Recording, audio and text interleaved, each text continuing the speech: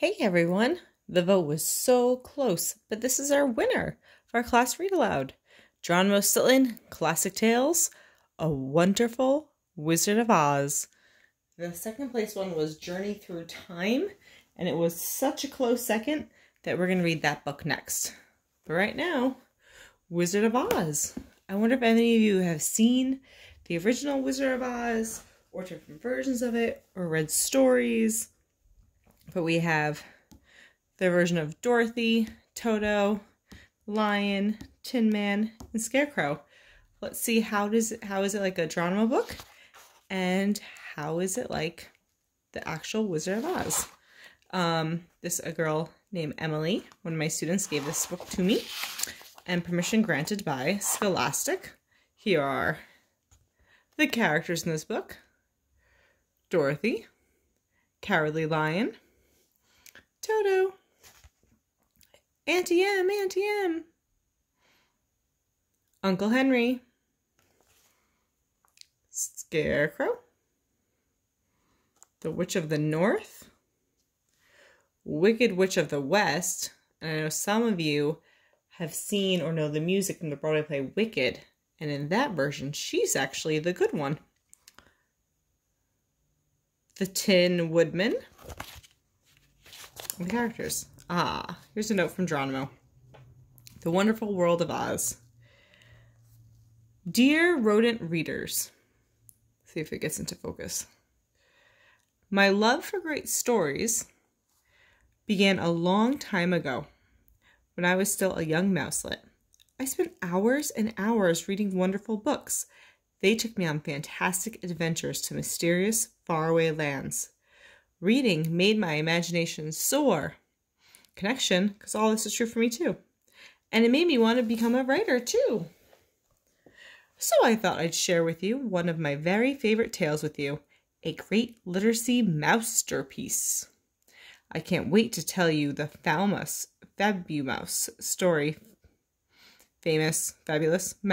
of Dorothy and her friends, her dog Toto, the Scarecrow, the Tin Woodman, and the Cowardly Lion. Together, they go on an extraordinary journey to find the Wizard of Oz, hoping he'll grant them each a wish. But when they finally reach him, they discover their adventure is just beginning. Geronimo Stilton. Here we go. And this is based on the original novel by L. Frank Baum.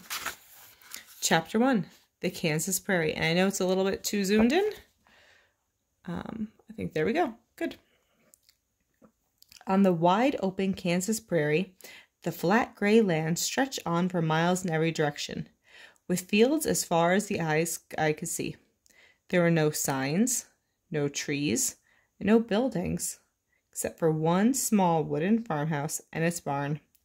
A young mouse named Dorothy, connection to the original, lived in that house along with her Uncle Henry, who worked on the farm, and her Auntie M, who handled the housework. The farmhouse had only one room, with a table, 3 chairs, a rusty old stove, a cupboard, 2 beds, one big and one small, and a trap door in the floor. I wonder if you would like to have your home like this, or not. The trap door led down to a storm cellar, a tiny underground room where the family could take shelter in case of a tornado. Tornadoes happen often in Kansas. There are powerful storms that can destroy everything in their path, even houses. Squeak! Why don't you make a connection based on the picture? A prediction based on the picture. Dorothy spent her days helping her aunt and uncle around the farm, exploring whenever she could, and playing with her loyal dog Toto. Auntie M and Uncle Henry didn't have much time for fun. She's inside washing dishes. They loved Dorothy very much, but they also had to work enormously hard. They wanted to make the best life they could for their little family. But Dorothy was a lively mouse, full of joy. This was mostly thanks to Toto, who often caused mischief and always made her laugh. Most days on the farm were just like the last, but then, one day, something truly extraordinary happened. Chapter 2. The Great Tornado. That morning, a strange wind was blowing. Uncle Henry noticed in the field to his right, the grass was waving to the left. In the field to his left, the grass was waving to the right. It seemed like the north wind and the south wind were both blowing hard against each other and meeting in the exact spot where the farmhouse lay. Holy cheese! Uncle Henry knew there was going to be a tornado, but it wasn't just going to be one tornado. It was going to be a terrifying double tornado. Dorothy was playing in the field with Toto when she heard her uncle call her. She scooped up her dog in her arms and ran to him right away. "Get inside and hold on to your tail," Uncle Henry shouted, pushing her inside. "We have to go down to the cellar." He rushed around the room, opened the trapdoor, and led Aunt Em downstairs. Dorothy was about to follow when Toto escaped from her arms and ran to hide under the bed. "Toto, this is no time for games," Dorothy squeaked, scurrying after him. Just then a deafening wind shook the walls and enormous gusts slammed against the farmhouse. Dorothy lost her balance and tumbled to the floor. Chattering chatter!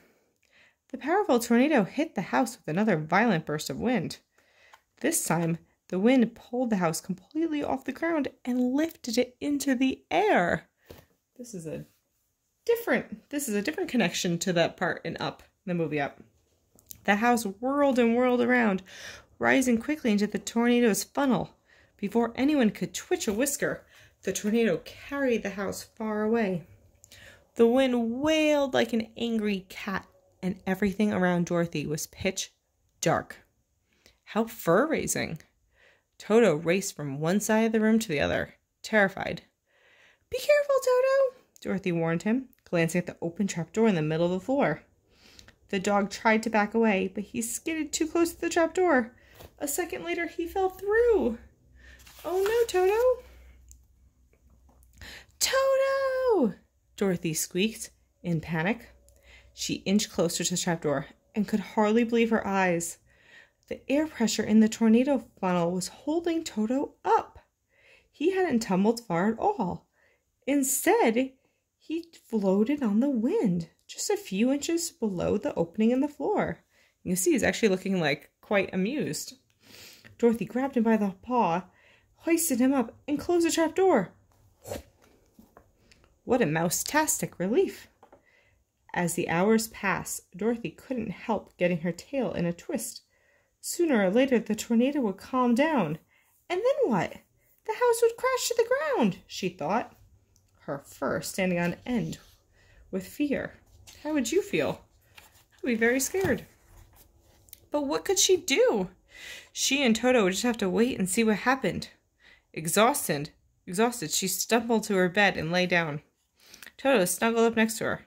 Soon, despite the wailing wind, the two fell asleep. Fast asleep. It had been an exhausting, exciting day, but their adventure was just beginning. I don't know if I can sleep in all this, but maybe you can. Chapter 3. 4 Strange Mice. A sudden, violent shake woke Dorothy with a start. She gasped. Let's gasp. And jumped to her paws. What had happened? The house seemed to have stopped moving, and dazzling sunshine filled the room with light. Dorothy hurried to the door with Toto hot on her paws. When she flung the door open, her eyes widened in wonder. Cheesy cream puffs! She was gazing out at a beautiful, colorful landscape. Dorothy was used to the flat, gray Kansas prairie. She had never seen such fabulous colors in her whole life. Now, if you see the original Judy Garland version of the movie of The Wizard of Oz, cool thing is the part in the beginning when she's in Kansas is with the tornado is in black and white. And as soon as she steps into the world of Oz, it turns into color. There were gigantic trees full of ripe fruit. A stream filled with fresh water, happily chirping birds with multicolored feathers, and bushes bursting with beautiful flowers. Wow, that sounds like a beautiful place to be. Dorothy rubbed her eyes with her paws. Was she dreaming? Suddenly, she spotted 4 small figures walking toward her. Who do we think these figures are? Maybe them? We'll see. As they came closer, she saw that it was 3 small male mice and 1 small female mouse, not much taller than Dorothy herself, and they were dressed very strangely. All 4 were cone-shaped hats with tiny bells around the brim that jingled sweetly. The female mouse was older than the others and had silver hair. She wore a long white silk dress that sparkled in the sunlight.